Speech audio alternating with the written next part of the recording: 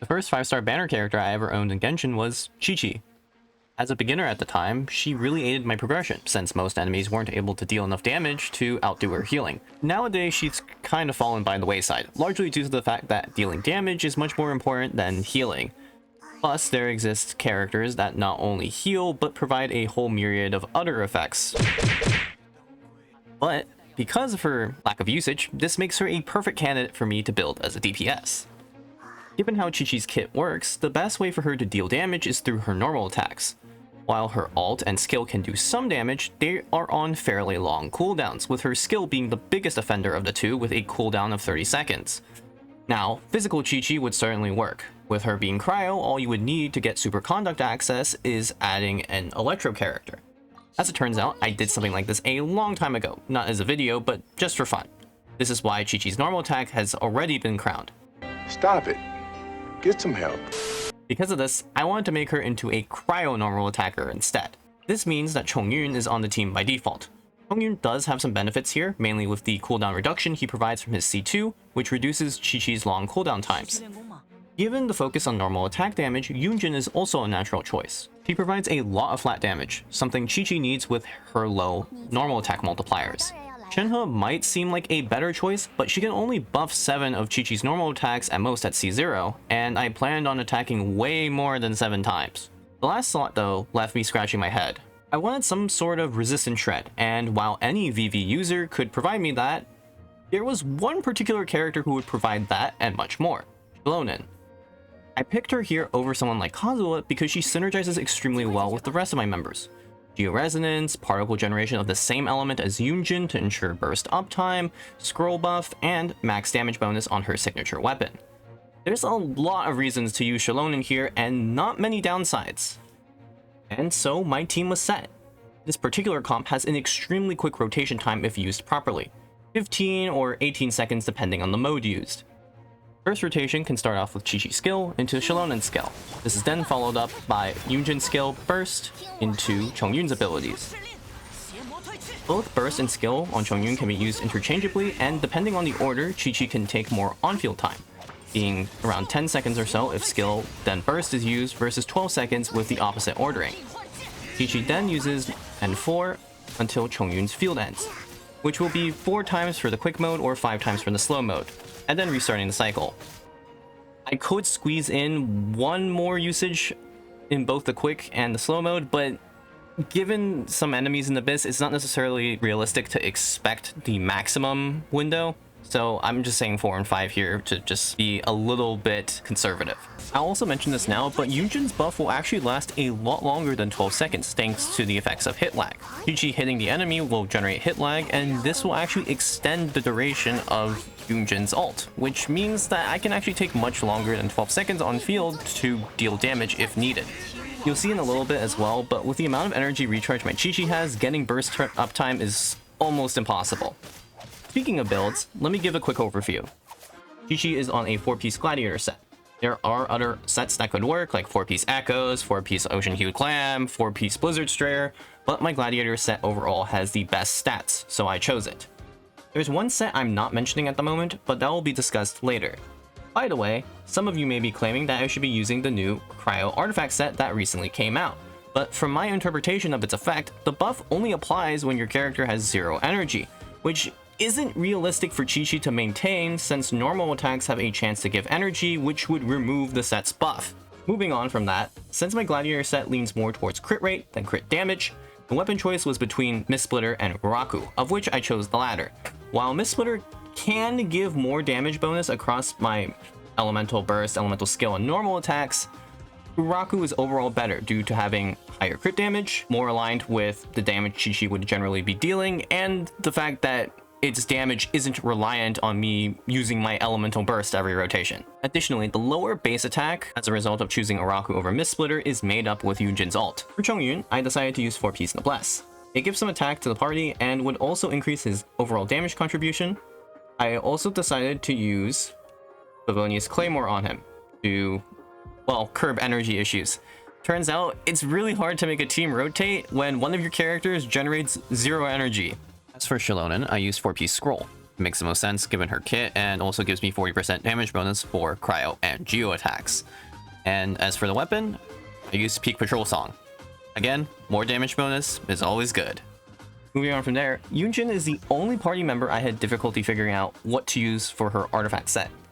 I was trying to choose between 4-piece Petra and 4-piece Husk initially. Petra would be a bit clunky to use, but gives 35% damage bonus, while Husk would make her normal attack damage contribution higher without introducing extra variability from having to collect crystallized shards.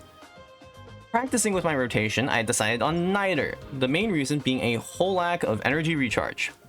I experimented a bit more before settling on the final set, 2-piece Scroll, 2-piece Husk. But Tars, you lose out on the 4-piece Husk bonus. Let me explain.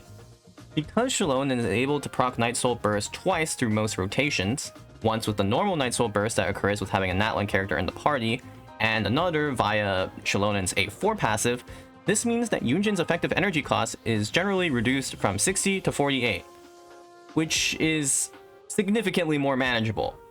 There's a slight timing issue with this due to Night Soul Burst having a cooldown of 18 seconds in the party with one Natlan character, and my fast rotation, but even the 6 guaranteed energy is already significant. And while I do lose 24% defense from this adjustment from the loss of 4-piece Husk, I gain way more, because now I'm able to use Rainbow instead of Favlance, which gives me 83.7% defense, netting in a total gain of 59.7% defense. Well worth it. With that said, you have the full team overview now. The only question now was which Abyss half to use this team in. I decided to use Qiqi on the second half for the first and third chambers, changing to the first half in the second chamber due to the boss in the second half basically countering me outright. As for the other team, I decided to go with a hyperbloom comp. This video was supposed to come out much earlier, but I underestimated the difficulty of this particular Abyss clear. You'll see what I mean in a little bit, but first, Chamber 1 clears.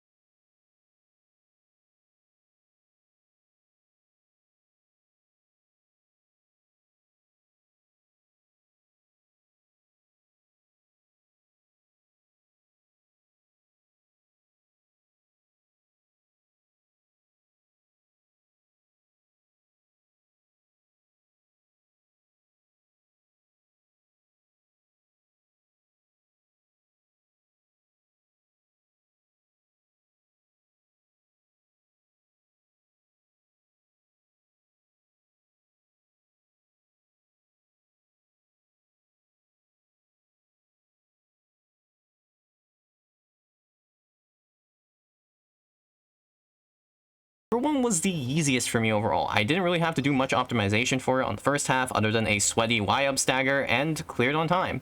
I do have other clears that were actually significantly faster in terms of time, but I just wanted to show this one primarily to show, how quickly Qiqi clears the second side. Chamber 2 required a bit more thinking though.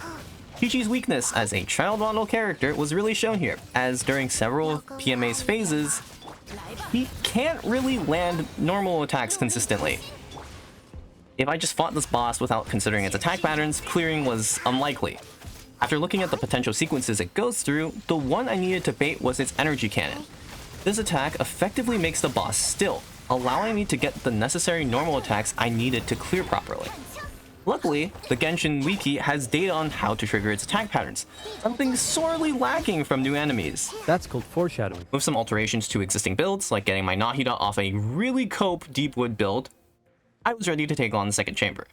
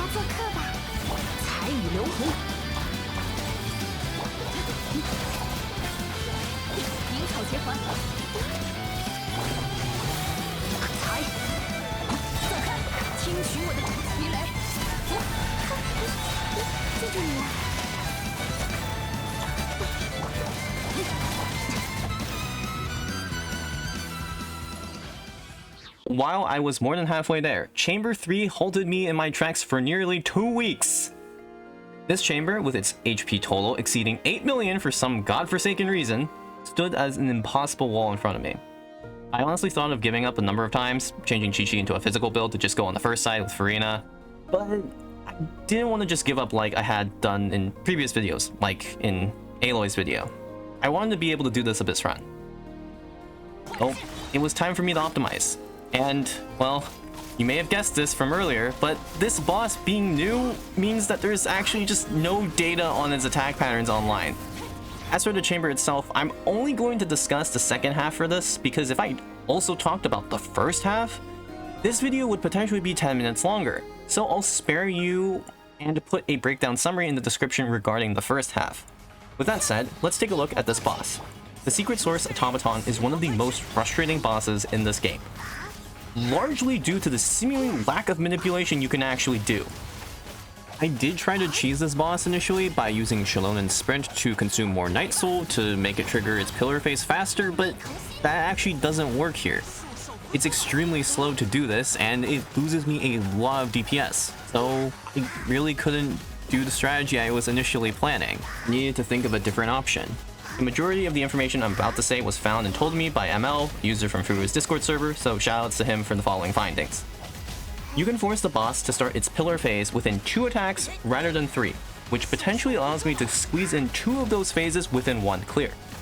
Unfortunately, something I found while testing this with ML is that crystallized shards mess with the behavior of this boss for some reason, and actively prevent the 2 attack pattern pillars from happening. We suspect that this is due to some weird entity coding, and this means that other entities like Amber's doll can also prevent this manipulation from happening. You can force the 2 attack pattern pillar by dashing away from the boss, which makes it dash, but this is extremely ineffective time-wise. What this means for me is that I get screwed, and I can't use this in my clear, so I only plan to have 1 pillar phase. The boss needs to do 2 orbital strikes into spinning lasers for me to fit 4 rotations in before the pillar phase starts for me to clear this chamber. As for the pillars themselves, while I could climb them with Shalonen, I didn't want to succumb to the Natlan racism, and so I practiced a bit to climb them with Qiqi. If you'd like a guide on how to do this with inputs and directions on screen, linked in the description below is an unlisted video I made a while back showing how to do this. This Abyss may be ending soon, but I suspect a future Abyss will bring this boss back, so this will probably be useful then. There's also a practical benefit to doing this, mainly that I don't have to worry about Shalonen's skill cooldown when it's time to do damage. Now, some specific to Qiqi optimization. When you pop the second pillar, your character generally plummets to the ground like an anvil in the cartoon. But popping Qiqi's skill and then jumping off as the skill hits the pillar core prevents this from happening and allows her to plunge onto the boss, which is extremely beneficial here due to the ley line disorder and the blessing this Abyss, which deals true damage after performing a plunge. On top of this, I found a spot where you can consistently footstool on the boss. Footstooling is a technique that utilizes the enemy's hitbox to move a character high enough upward to perform a plunge attack. Now, while I am able to plunge during the entire duration, thanks to doing Dragon Strike stuffs for so long, the issue is that this doesn't do more damage than just normal attacks. Yunjin's OP. However, this wasn't a useless finding. I did some quick napkin math and found that if I did normal attacks into plunge attacks, it would result in more stable damage. I can reduce the variance of my damage by plunging after each normal attack sequence, remaining competitive with respect to just using normal attacks because of the true damage from the blessing. To really optimize this playstyle, I did test with 4-piece Shimenawas. This is the one set I didn't mention earlier. Even though Qiqi has an extremely long skill cooldown, which would suggest that Shimenawas would not work with her, there is a way to cancel her skill. By pressing dash at the same time you trigger the skill, you don't put the skill on cooldown, but the game still recognizes it as the skill being used. If you see the particle effects on screen like I'm doing now, you know you did it correctly, and that's confirmed here with the energy loss from Shim. You can see that my burst was fully charged and now it's no longer fully charged. Unfortunately, this didn't improve my rotation damage significantly due to my gladiator pieces having extremely high stats. Plus, having to not use Qiqi's skill at all made it significantly harder to utilize Scroll on Shalonen, and Qiqi's skill was basically my go-to method to get the initial cryo application for the starting rotation. But that's only the gameplay improvements. Even with all of this, I still had to improve builds on both halves, with me spending crowns on Nahida's burst and skill, and Xingqiu's burst, plus some extra leveling on Shalonen. I also happened to get lucky on a gladiator feather to improve Qiqi's build during all of this, which is really nice. I was still at the mercy of the Abyss cards though, and even crits, as low rolling on my damage would result in the failure as well. And so I tried again and again, believing that it was only one good run away.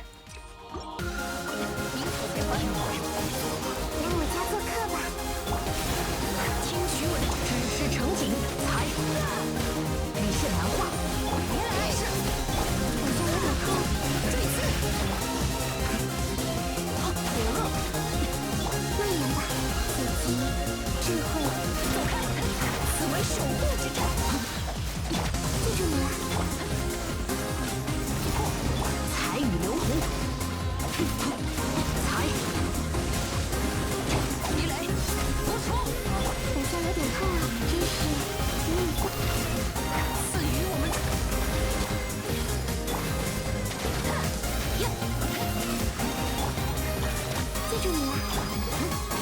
知识成景，别饿。好像有点痛。此为水魁我。走开！记住你了。来吧！陆力腾心，邪魔退去。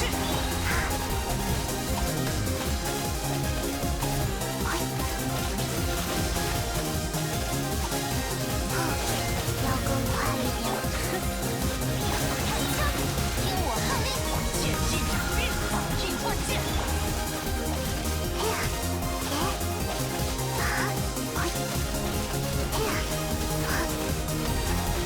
扭转不息，来吧！一鼓作气，束手无捉。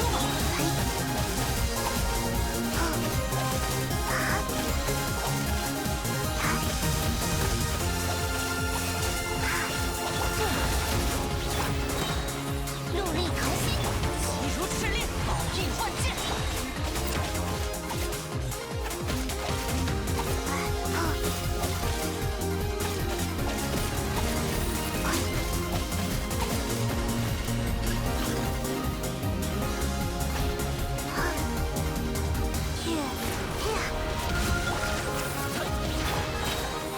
听我号令，剑气斩冰，束手无捉。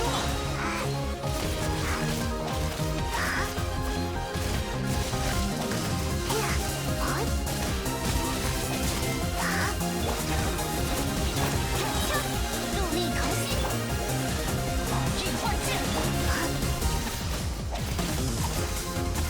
邀功推。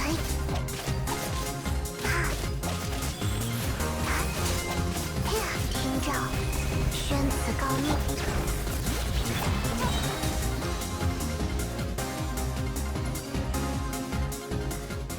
And here are the builds I used. This clear was probably the most heavily optimized run I've ever done, even compared to past videos. I hope that discussing the optimizations I didn't burn too many people out in the video. Please do let me know if there's anything to improve on that front. Given the amount of resources I had to spend for this video, Pyro MC video might take a little while longer to come out. Apologies in advance. As always, thank you for watching, and see you next time.